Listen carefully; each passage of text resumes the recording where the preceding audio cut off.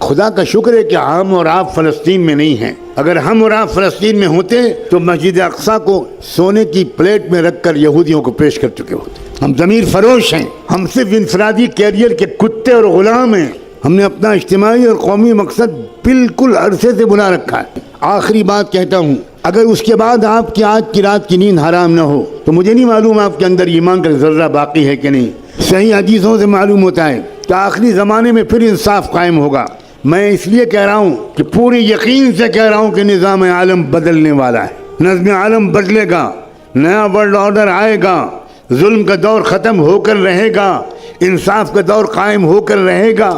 مگر یہ سن کر آپ سوچیں گے واہ واہ واہ واہ واہ واہ واہ، یہ آخری بات تو حضرت نے کہی، بس یہ یاد رکھنے کی ہے، باقی تو اور لوگ یاد رکھیں گے. جب انصاف کا نظام قائم ہوگا تو ہمیں کیا فکر کرنے کی ضرورت ہے. اب سنیے آگے، امام مہدی کے جس جماعت کے ذریعے سے دنیا بھر میں ایک نیا ورلڈ آرڈر آئے گا، امام مہدی کے ساتھ صرف 12,000 مسلمان ہوں. سن رہے ہیں آپ؟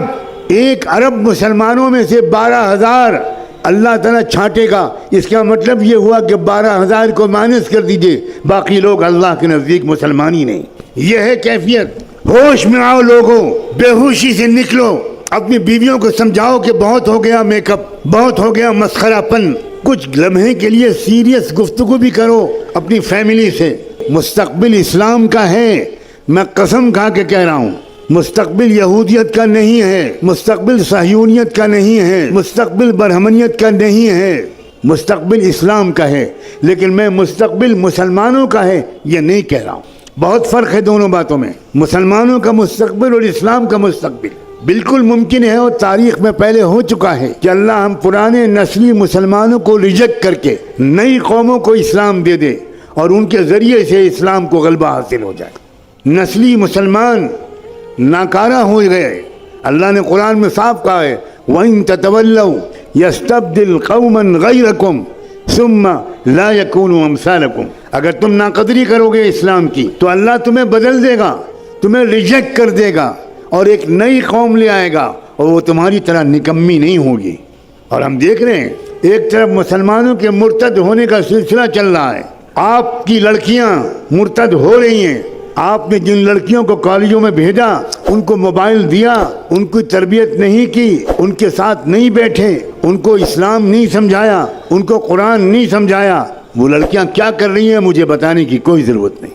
آپ اگر بے خبر ہے تو سوائے اس کے کہ آپ ماتم کریں، ایک بار صبح اور ایک بار شام، اس کے سوا میں آپ کو کوئی مشورہ نہیں دے سکتا. اور ایک طرف کیا ہو رہا ہے، روزانہ کم سے کم 50 یا 100 غیر مسلم اسلام قبول کر رہے ہیں. مسلمان ریجیکٹ کیے گئے ہیں اللہ تعالیٰ. جاؤ تم، جاؤ مندروں میں گھنٹہ بجاؤ اور آؤ تم آؤ. اس غزہ کے واقعے نے ایک عجیب طرح کی فتح دی ہے. وہاں تو جنگی فتح تو ہو ہی رہی ہے، وہ قوم پوری کے پوری شہید ہونے کے لیے تیار ہیں.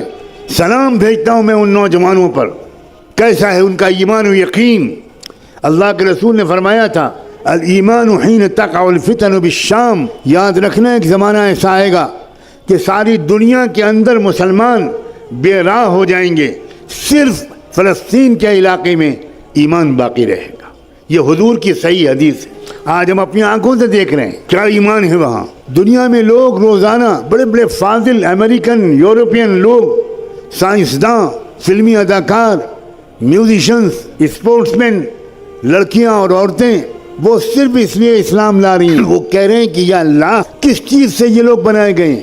بسم اللہ الرحمن الرحیم. دوستو، دنیا میں جنگ کی آگ تیزی سے بھڑک رہی ہے اور اس آگ میں مزید شدت آنے والی ہے. حالات و واقعات کو دیکھتے ہوئے کہا جا سکتا ہے کہ جلد ہی ان معمولی جنگوں کا رخ ایسے بھیانک طریقے سے تبدیل ہونے والا ہے کہ ہر شخص جو جنگ کا متمنی اور دوسروں کا تماشا دیکھ کر ہنسنے والا ہے، اپنے سر پر ہاتھ رکھ کر روتا ہوا نظر آئے گا. اس کی وجہ یہ ہے کہ ایک جنگ محض ایک ملک کو ہی متاثر نہیں کرتی، بلکہ اس کا ڈائریکٹ یا انڈائریکٹ اثر تقریباً پوری دنیا دنیا پر پڑتا ہے۔ آج کے اس دور میں جب دنیا گلوبل ولیج بن چکی ہے، یہ بات کہنا شاید کچھ عجیب لگے، لیکن حقیقت یہ ہے کہ دنیا کی گلوبل ولیج بننے کی وجہ سے تمام ممالک ایک دوسرے پہ کسی نہ کسی معاملے میں انحصار کرتے ہیں۔ دنیا میں جنگ و جدل اور خون خرابے کی یہ بڑھتی ہوئی کیفیت دنیا کے آخری وقت کی جانب اشارہ ہے، اور آج کی اس ویڈیو میں ہم اسی آخری وقت کی ایک انتہائی اہم نشانی کے خروج کے بارے میں ڈسکس کرنے جا رہے ہیں۔ ہم میں سے بہت سارے لوگ اس بات پر ایمان رکھتے ہیں کہ امام مہدی علیہ السلام جلد ہی ظاہر ہوں گے اور ان سے پہلے دجال کا ظہور ہو چکا ہوگا۔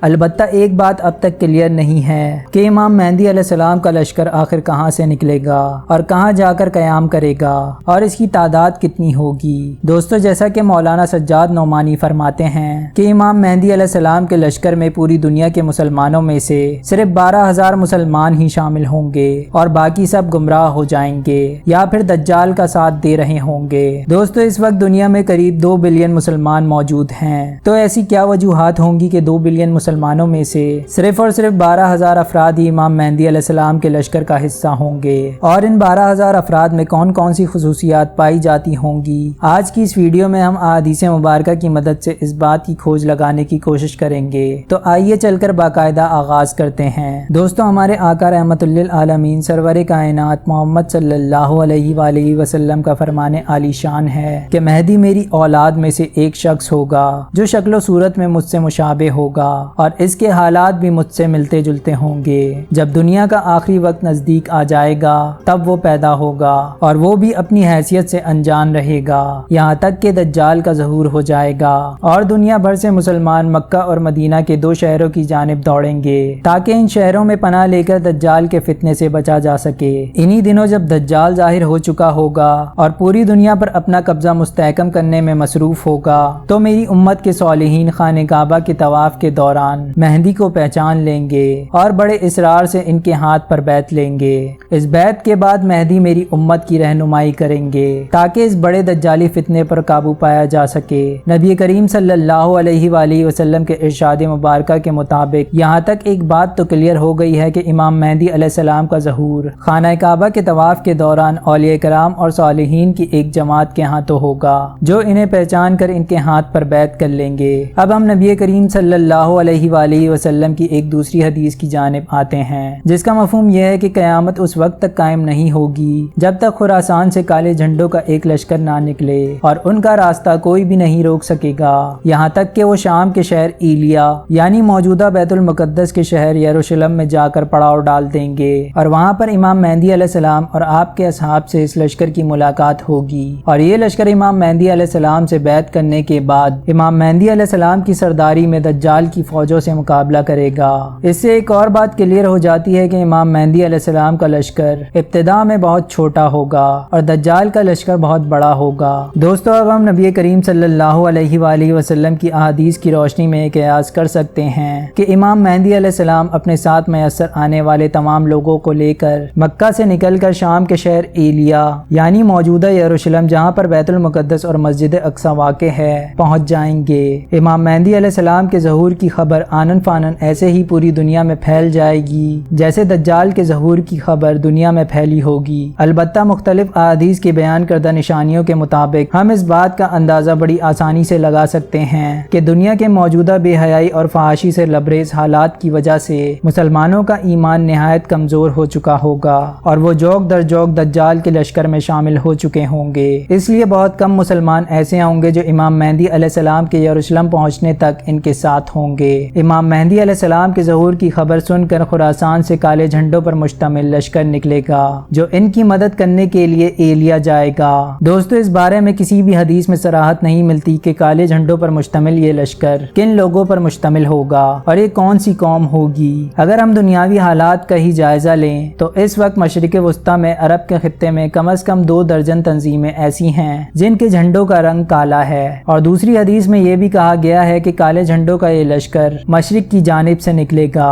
اور مہدی کی مدد کرنے کے لیے روانہ ہوگا۔ اب اگر ہم عرب کے مشرق میں دیکھیں تو ہمیں ایک طرف تو ہندوستان نظر آتا ہے جہاں پر موجودہ انڈیا اور پاکستان واقع ہے، اور اسی طرح مشرق کی تعریف میں ہم شام اور عراق کو بھی لے سکتے ہیں جو موجودہ دنیا کی حد بندیوں کے باعث اس وقت جزیرہ نما عرب کے شہر مکہ اور مدینہ کے تقریباً مشرق میں ہی موجود ہے۔ اس لیے اس بات کا اندازہ کرنا نہایت مشکل ہے کہ یہ لشکر موجودہ دنیا کے کس ملک سے نکلے گا۔ اگر ہم پہلی بیان کردہ حدیث پاک کے مطابق خراسان کی بات کریں تو اس زمانے کا خراسان ایک نہایت وسیع و عریض علاقہ تھا جس میں موجودہ ایران، پاکستان اور افغانستان کا ایک بڑا حصہ شامل ہوتا ہے، یعنی ان تین ملکوں کے سنگم پر موجود ایک بہت بڑا علاقہ اس زمانے میں ایک الگ حیثیت کا حامل تھا اور خراسان کہلاتا تھا۔ اگر اسی لائن پہ سوچا جائے تو یہ اندازہ لگایا جا سکتا ہے کہ یہ لشکر کسی نہ کسی طرح افغانستان، ایران اور پاکستان کے ان لوگوں پر مشتمل ہوگا جو یہاں کسی نہ کسی صورت برسر پیکار ہیں یا ابھی تک تاریخی میں ہیں اور کبھی بھی حکومت کے خلاف کھل کر سامنے نہیں آئے۔ احادیث میں موجود مختلف آثار و کرائم سے یہ بات واضح ہو جاتی ہے کہ اس بات کے امکانات زیادہ ہیں کہ یہ لشکر اسی علاقے سے نکلے گا۔ موجودہ دنیا کے حالات دیکھتے ہوئے اس بات کو یقین سے کہا جا سکتا ہے کہ یہ لشکر ایران اور پاکستان کے ملحق علاقوں سے ہی روانہ ہوگا،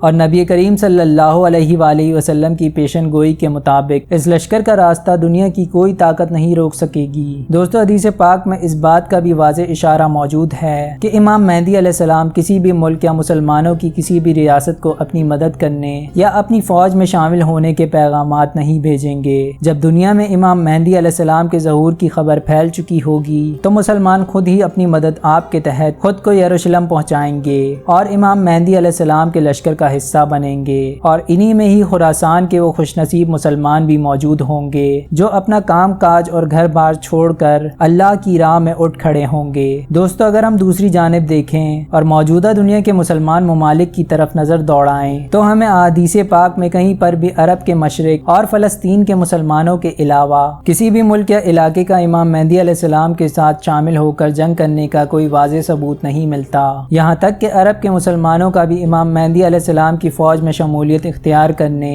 یا ساتھ دینے کا کوئی تذکرہ موجود نہیں۔ دوستو، اب آپ کو آہستہ آہستہ یہ تصویر واضح ہو رہی ہوگی کہ دنیا میں موجود 2 بلین مسلمانوں میں سے صرف 12,000 کے قریب مسلمان ہی امام مہدی کے لشکر میں کیوں شامل ہوں گے۔ اگر اس بات پر غور کریں کہ آخر کالے جھنڈے والے یہ افراد اور یہ لشکر کون سا ہوگا تو اس کی بھی 2 ممکنہ توجیحات بیان کی جا سکتی ہیں۔ اول تو اگر ہم اسی بات پر قیاس کریں کہ یہ انہی تنظیموں میں سے کوئی لشکر ہوگا جو کہ عرب اور مشرق وسطیٰ کے علاقوں میں طاغوتی طاقتوں کے خلاف سرگرم ہیں، تو پھر اس بات کی بھی 2 ممکنہ صورتیں ہو سکتی ہیں۔ پہلی صورت تو یہ ہو سکتی ہے کہ یہ تمام تنظیمیں جن کے جھنڈوں کا رنگ سیاہ ہے وہ متفقہ طور پر اپنی اپنی تنظیموں کو یکجا کر لیں اور ایک بڑی تنظیم بنا کر ایک بڑے لشکر کی شکل میں امام مہدی علیہ السلام کی خدمت میں روانہ ہو جائیں۔ اس کے علاوہ دوسری ممکنہ صورت یہ بھی ہو سکتی ہے کہ جس لشکر کی بابت حدیث پاک میں اشارہ کیا گیا ہے وہ لشکر ابھی کسی تنظیم کی شکل میں دنیا میں موجود ہی نہ ہو اور اس کے افراد خفیہ طور پر ایک دوسرے سے رابطے میں ہوں اور امام مہدی علیہ السلام کے ظہور کے منتظر ہوں۔ اب آنے والے وقت میں کیا ہوگا اور یہ لشکر کون سا ہوگا اور کن لوگوں پر مشتمل ہوگا اور کہاں سے نکلے گا، یہ باتیں تو ظاہر ہے کہ وقت کے ساتھ ساتھ ہی مزید واضح ہوں گی۔ البتہ ہماری اللہ رب العزت سے دعا ہے کہ وہ اس کفر و اسلام کے مارکے میں ہمیں حق کے ساتھ کھڑے ہونے کی توفیق عطا فرمائے اور ہمارے ایمان کو اتنا مضبوط کر دے کہ ہم جان کی پرواہ کیے بغیر اللہ کی راہ میں اس کے دین کی سربلندی کی خاطر لڑ سکیں۔ آمین۔